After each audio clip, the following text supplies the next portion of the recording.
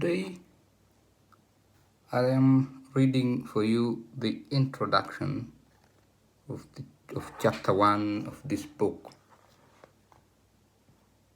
Pedagogy of the Oppressed. Please pay attention. I'm reading the introduction of this part. This is a very interesting political book that educates us about how oppressors can fight oppression.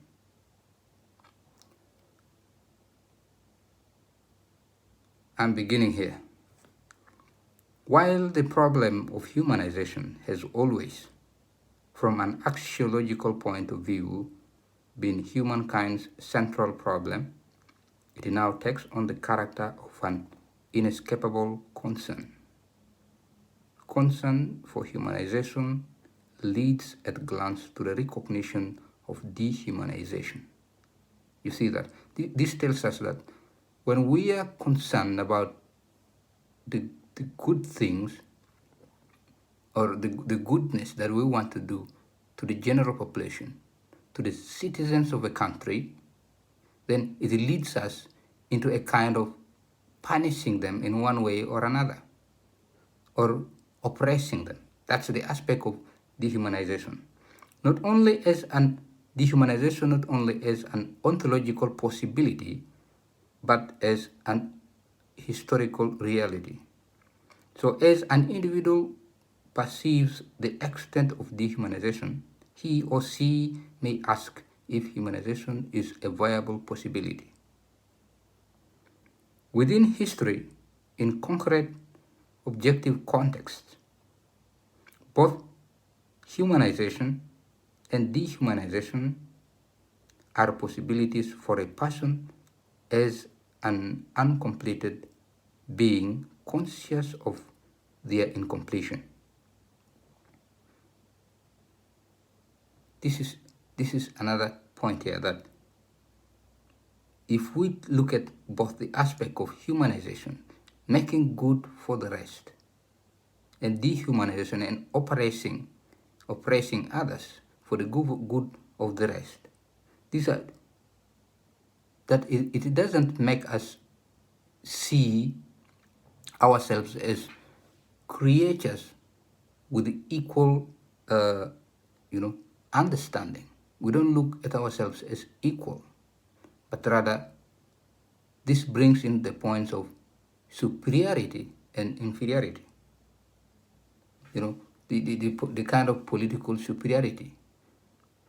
But while both humanization and dehumanization are real alternatives, only the first is the people's vocation. You see here. So people actually go for humanization, but then dehumanization comes in not as a response, but in the process of humanization. This vocation is constantly negated. That's the humanization. Yet it is affirmed by that very negation. It is thwarted by injustice, exploitation, oppression, and the violence of the oppressors. It is affirmed by the yearning of the oppressed for freedom and justice, by their struggle to recover their lost humanity. Dehumanization, which marks not only those whose humanity has been stolen, but also, though in a different way, those who have stolen it, is a distortion of the vocation of becoming more fully human. This distortion occurs within history, but it is not a historical vocation. Indeed, to admit of a dehumanization as an historical vocation would lead either to cynicism or total despair. The struggle for humanization, for the emancipation of labor, for the overcoming of alienation, for the affirmation of men and women as persons would be meaningless This struggle is possibly only because dehumanization, although a concrete historical fact, is not a given destiny, but the rest of an unjust order that engenders violence in the oppressors, which in turn dehumanizes the oppressed.